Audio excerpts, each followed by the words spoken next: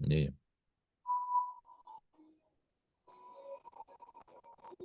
It's good now. Yeah, you can hear me? Yeah, so let's get right started. You watch the Strictly Basketball Podcast, episode 17. I got a special guest. Yes, sure. Tell the people who you are. Tell the people, every fans who you are. What's going on, y'all? My name is Raul Natera. I am a coach. I'm a trainer, former player. I still hoop. Entrepreneur, actor, you name it. I'm pretty much doing it. So thank you for having me, my brother. Appreciate you. What's going on with you? So basically, just cooling, enjoying the nice weather. You know that. Yeah, yeah, New York. So basically, like take me to like how you got started with basketball, influence you on basketball, who inspired you on basketball, like break it down, like how did basketball come to play for you? How did it come to fruition for you? Basketball. Basketball for me came into play when I was in middle school. I went to Sacred Heart Middle School in the Bronx, and a friend of mine, Alan Ray and Anwar, you call him Buddha. They approached me during recess after we was playing football. Football was my first sport, and they was just telling me like, "Yo, you should try out for the basketball team." And I was in fifth grade, and I was in sixth grade, and they were already like like hooping. You know, they were playing with Kiss Bay. Alan's Ray dad would take them out and just train with them every morning, and then he would compete with us, and then he'd So compete again in the afternoon. So I ain't that's gonna, what I ain't gonna, introduced me to that's, basketball. that's, I ain't gonna, that's dope. That's dope. So Kids Bay, this was in Brooklyn or the Bronx. It's in the Bronx. Yeah, definitely the Didn't Bronx. Kimber Walker, didn't Kimber Walker go to Kids Bay middle school? I think Kimber went there. Oh yeah, Kimba. He might have. I know he's from. I know a lot of guys who went to Soundville guy played in the from Castle Hill Soundville. area. He Yeah, must I be know from yeah, Soundville. yeah, he's from Soundview. But yeah, over in Castle Hill, that's where we that was my first AAU team playing with Kiss Bay. So I would go up there and I would hoop with them and This playing is with your Alan middle. This is like guys too. modified, like seventh grade. Your middle school years. Say that again. I didn't hear the question. Like modified sixth, seventh grade. Like your middle school years, playing with them Kids Bay. Yeah, yeah. I was playing with Alan Ray, those guys, Kiss Bay, sixth, seventh, eighth grade. And they taught me a lot about just hooping, training, and what it took to like really just make it. And so after that I went to after middle school. Well, yeah, after middle school graduated. I had two choices, either go to St. Ray's or go to All Hallows. I chose St. Ray's, but ended up at All Hallows only because St. Ray's was too far, my mom thought. And so I ended up at All Hallows, just played ball there and I played with I did like matter of fact, leaving eighth grade year from middle school, y'all getting transition from like leaving middle school going to like high school when you were at Harlow. So tell me like how was it when you was at Harlow? Like break that down. and as far as like the basketball I was a side coaching of staff. I was player development. yeah, I didn't so mean to cut you over. I was coaching no, you're staff, fine. player development there. Yeah, as far as like the basketball piece, it came easy as far as like the transition. Like we worked out um after school only. That was the only time we had to work out. Other schools, they were working out before school and after school. But as far as me, the basketball piece came easy. The academic piece was a little challenging for me only because All Hallows was more like they ran their school more like a college. So you were being prepared for college the day you walked into the door. So that transition was a little challenging for me. But the basketball side, it was easy only because I love to play. And so, working out, I love doing that, playing in tournaments, just playing anywhere. Anytime I could get a chance to play basketball, I just love doing it. So that's why I was just like, you know what? And who's your coach? Who's the coaching staff at Harlow? Who's your So coach? You played at so Harlow. at O'Hallows, we had John Carey, we had Troy Truesdale, who passed away, rest in peace, and Edwin Gonzalez. Those are my coaches when I was at O'Hallows, and those guys, they were tremendous. I think Troy Truesdale, he went to Iona. He's actually from the Bronx as well, from my neighborhood. And they called him TNT, and he was just somebody who was just so instrumental as far as like helping me develop, because he pretty much told me straight up. He's like, one day in practice, he said, "Yo, you playing like a bitch," and I was like, "All right." So I went to the I ain't locker gonna room. sometimes you need that tough love. You need like an older Yeah, person to show that tough love. yeah, it was. That's in basketball. Like that's like me playing basketball with the older heads and you young. The older heads talking about yo, you're not nice pinky on the court. Go over there with the scrubs and basketball. You feel me? You gonna get hate. You gonna get niggas people that's gonna criticize you. Oh yeah. That's just basketball. Yeah. That's life. Yeah, and he was just one of those guys that he didn't bite his tongue. He just let you know what it was straight up, and whether you liked it or not, it didn't matter. His goal was to help you get better. And after that day, I ain't never played like that again. I was like, all right, I got it. So it was definitely a help. That's dope. So let's get into AAU. So how was your AAU experience? I know you played the Riverside Hawks. To speak on like how was the AAU for you? Or like name all the players that played in the Riverside team. I know you played the Jason Wingate, J5 at the Maine College. So Yeah. speak on like the players that went on to play college, or after we played the Riverside. Yeah, so a lot of guys I played with on our hollows, they all played at Riverside. Ricky Soliver, Bobby Santiago. We had a lot of guys that played with Gachos. We had Marvin McCullough. You had who else was playing with Gachos in terms of during that time? Oh, Ronald Ramon, who also went to Hollows.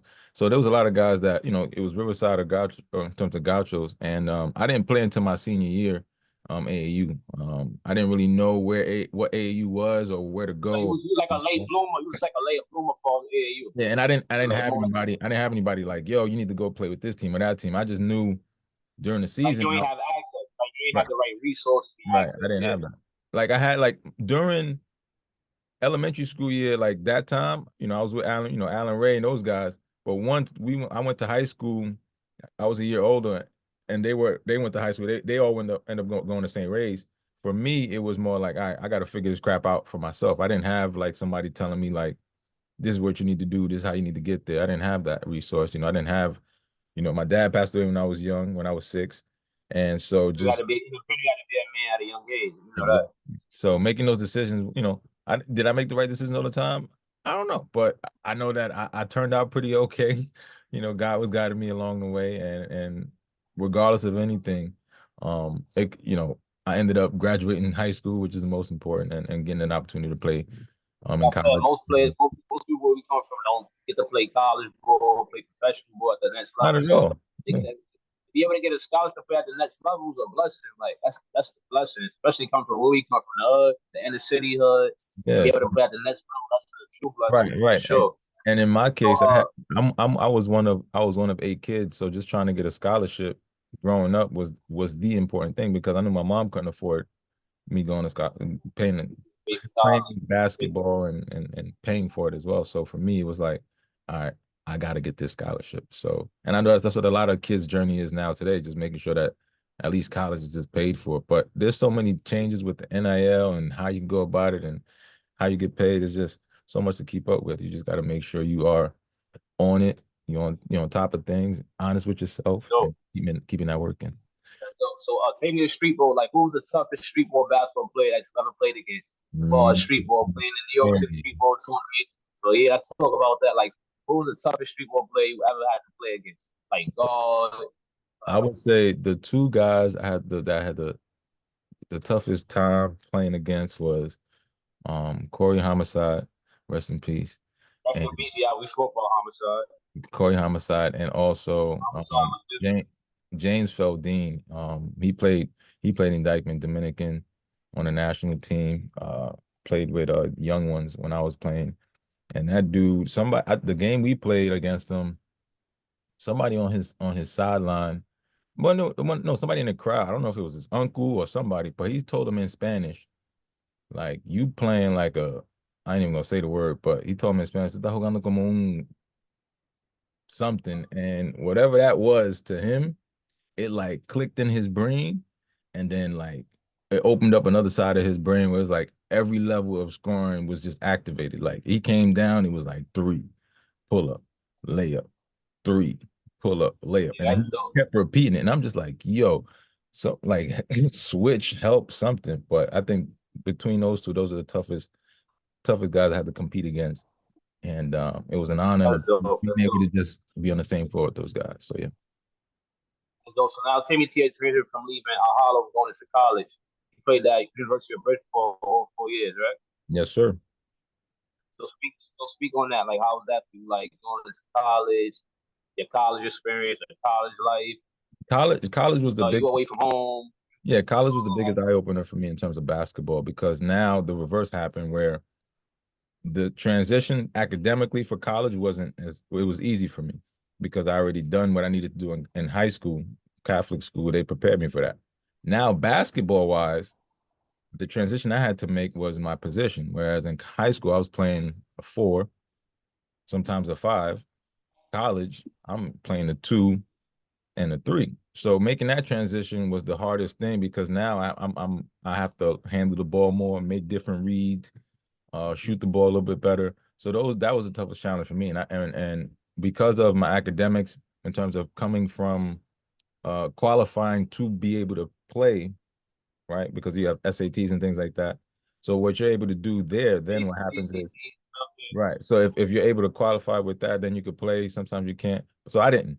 So then my following year I didn't play because I had to earn my right to play. So for 2 years I didn't play. And I think that's the toughest thing sometimes for guys who are coming into high school into college, especially now. The toughest thing is just the mental jump and then the style of play. Like as long as you can grasp those two things, you're gonna be fine. But some guys, whether it's lack of development, they're in the wrong system. For me, I didn't develop enough, and in addition to that, I was in the wrong system. I should have had gone to like JUCO or something like that. But either which way, I was grateful. I learned. I was able to play. I averaged, ended up Like averaging. playing and like playing basketball. Say that Finish again. what you were saying. No, I was saying like I was grateful Finish what you because were saying. yeah, I was grateful because I was able to play basketball, earn the scholarship, and I was able to play overseas. So I think like regardless of how you start, it's always how you finish. So if you start with some guys have zero offers and they're in the NBA. Some guys have all the offers and they're back home, packing groceries. So it just depends on your mentality, your style, you know what I'm saying? How you work and how consistent you are with your work. You know what I'm saying? And regardless of what crap is thrown at you, how can you stay consistent? How can you move forward and stay positive in your craft and your career when it comes to That's basketball? so. And coming out of high school, what schools you had looking at you coming out of high school? What offers you had? You say you had what St. John's, Marist, right? Yeah, St. John's, we had Marist, we had a lot of D2s, a lot of So so D3s, guys, so we got some junior colleges. so what made you choose Bridgeport out of St. John's and Marist? St. John's, that's a good school. So it made you that you didn't want to sit on the bench. You didn't want to go to a D1 school and sit on the bench. So that Yeah. made this. That's why you choose Bridgeport, So with basically. St. John's, right? St. John's, like I wasn't gonna play my first 2 years. Like I already knew I wasn't gonna play those first 2 years going into St. John's. So it was like, all right, well, if I go JUCO or D2, I felt I had a better chance of playing. And so I didn't want to sit. And on top of that, St. John's, they were only providing like a partial scholarship. They weren't providing Who a they who, and who they was recruiting at that time, St. John's. The time they gave you an offer. Who they was recruiting at that time. they had everybody at St. John's. It was that 01, 02. It was just when Who they had? Wasn't Ron Test there? Like in 2001, Ron Test yeah, with the St. yeah, John's. yeah, that's what I'm Well, saying. he was there like in 99, 2000, right? He left No, they like had Ron Test. he left the year before, but the year after that they had a bunch of guys. I mean, let's just so that way I'm accurate with my info, right? We could look it up real quick as far as like who was I there. know Ron Test. I know Ron Test was I there. think Ron Test left he left 99. He got drafted that year. So if we go to 2001 St. John's roster, right? We got hold on.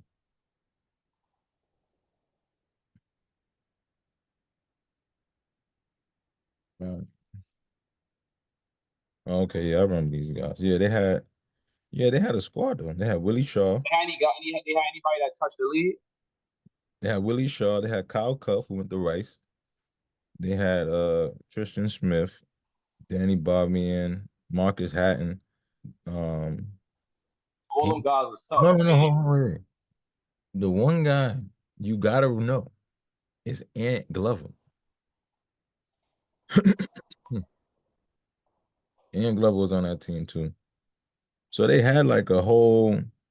So for me to even get there, I was definitely gonna be like somebody who was like gonna have to earn their spot. You know what I'm saying? And the good thing is that even with that, you can still make a spot. You can still make a team. Being ranked top. What was I ranked when I come out of high school? Top 30 in the city. That's you not was a ranked in Hollow. You know, yeah. Hollow, you was ranked, yeah? Yeah, top I was number 37. So it's like it don't really matter as far as like where you rank. What matters is the work you put in and the connections you make with the coaches to get to where you're trying to go. You know what I'm saying? So it don't That matter where you separates start. You just that gotta, separates you from you know what I'm that saying? separates you from a lot of money and a lot of work. That separates you from others working with nobody else watching, things like that. That's fun. When you working hard, dog on awards, you the results going to show. So you gotta definitely put in that work.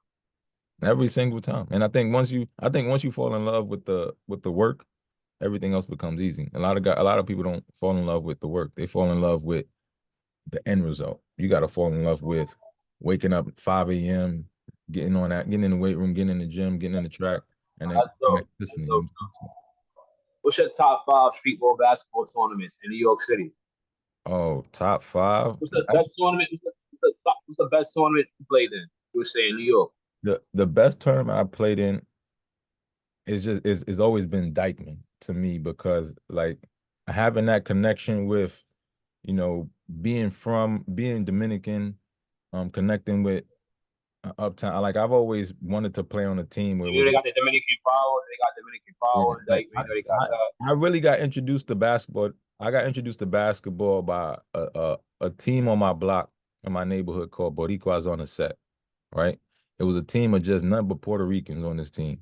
And every year on my neighborhood, we'll have a tournament and they would come with like 50 people, a flag, just a whole mob of people to the park every freaking weekend. Me being Dominican, I still wasn't into basketball like that, but that made me want to be a part of like just playing basketball. And so when I stepped into Dykeman and I saw that there was a Dominican power team, I was like, I ain't never get to play for that team, but I always competed against them. And the fact that me being Dominican, I always felt that love and that connection with the team and just the neighborhood. It was always, I just always wanted to make sure I played my best. And so for me, the best tournament, hands down, has always been Dykeman. Regardless, I love Hoops in the Sun. I play there too. I love Rucker. I love Tri-State. I love every pro-am, but for me, it was always Dykeman. Excuse me. Like, so leaving college, Bridgeport, going overseas. So how's the professional life for you? The college life, Uh, you know, the time zone is different. It's a culture shock. You playing in another country. So how was it for you when you went across the waters? You so know, across the waters, it's it's totally different across it's the totally waters. different. So I had the opportunity and privilege of playing back home in Dominican Republic in San Cristóbal. And in my first year, we won our championship. But the experience itself, like I had to like really earn this contract because when I coming out of college, I didn't have any offers. So I had to email and send my highlights to every You have no agents, none of that. Nope, nothing. I no had to agents, none of that. I was my own agent. So I had to email and send highlights to every so from May to like You was October. self-employed. You was basically Right. self-employed, Exactly. basically. You know what I'm saying? Getting it out the mud. So from May to like October, I was emailing everybody, but I was still so my regular job, I would come in, do my job, but I was sending out emails to different leagues. And then in October, I got a call from a league in the Dominican Republic, and they met me up in Manhattan College. We worked out. They took me to dinner, and it was like, "Yo, we like what you got." They offered me the contract right then and there, and they were like, I think in like 2 weeks after that, I flew out to DR, and it was probably one of the most shocking experiences ever because they don't have hot water over there. So every day I took a cold shower for like a year, every day. That's dope. That's dope. You That's know what I'm saying? dope. So But it was fun though. We won that's that dope. championship and got paid to do something I love to do. So I was excited about that for sure. So let's get to a little basketball topic before we Yeah. leave off. So how you feel about the NBA playoffs and things like that? How you feel about the Mavs and the Boston? Who got winning it this year? I think the playoffs was just I think what helped the playoffs was the playing game. It helped kind of like set everybody up for what there was to expect in the Dallas playoffs. definitely looking good. Kyrie looking good. Kyrie's looking phenomenal. I think this is the healthiest and the most focused I've seen Kyrie play in a long time. I haven't seen him this focused since he's won the championship with the Cavs. And so I think I want to see Dallas pull up, come. I want to see Kyrie go to Boston and beat Boston only because Boston's one of those franchises that unfortunately they're just racist. Like, not everybody, just some of them. You know what I'm saying? They just don't. like particularly our kind. And Kyrie's controversial. We can say what he say about him, but I think from a But you definitely basketball, got Dallas winning. You got Dallas taking it though. yeah, Definitely because Kyrie and Luka, they both dynamic scorers, so they I definitely think I taking it think both. from Both the right. ball players. Yeah, I just think from a basketball standpoint, I think that uh Kyrie is definitely gonna win it. That's this is what I feel. That's what I think. I feel like he the evolution of basketball. Kyrie Irving is the evolution of basketball. Like he a He's great player in this era. He the most skilled player ever. Allen Iverson even said it. He the most skilled player I ever seen. Allen Iverson said out his own mouth the answer. Yeah, I think Like so too. I think I've never seen someone that can do what he does, but then be so transcending as far as being influential and with other kids in terms of generational. Like Steph has something that he's helping transpire. LeBron, like everybody has something different that they can help transcend the game, but there's nothing like Kyrie. Like it's just not even close. You know what I'm saying? And just it's just amazing to watch. And so we are. and what NBA. Yeah, that's dope. That's dope. That's dope. Yeah, and what NBA players inspired you growing up? Like who would you model your game after? As far as an NBA player, who would you pattern your game after? As far as like playing, I like think who would you I emulate think your game I think emulating my game, I would say um